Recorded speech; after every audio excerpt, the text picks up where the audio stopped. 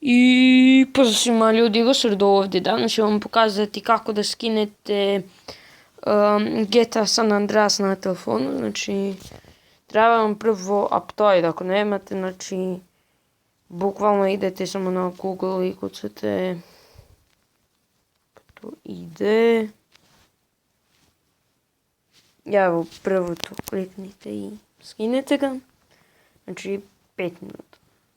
Posle 2 minuta, dakle. Onda uđite ovdje i samo kucate ovako. GTA San Andreas. Da. Čekajte da vam se učita.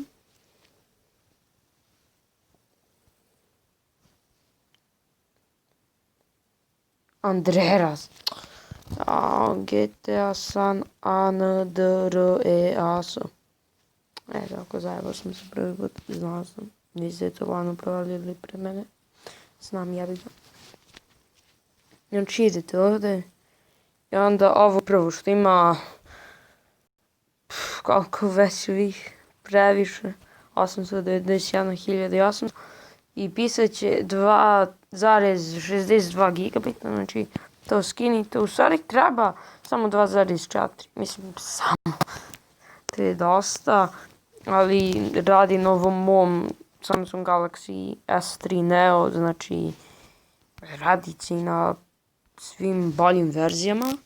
Samo to skinete, treba jedno 40 minuta da se skine i poslije samo instalirajte, mada vam treba samo 2 GB, a ne ono 4.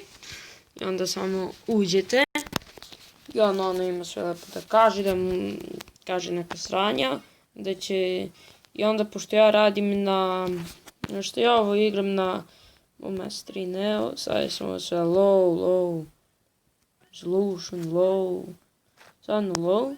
A cool stvar je, na primjer, kada pauzirate, mapa je iza vas, znači samo kliknete i, znači, GTA San Andreas ima najveću mapu, ja mislim od svih GTA, pogledajte ovo. Mislim, veća mapa od GTA San Andreasa nego od GTA 5.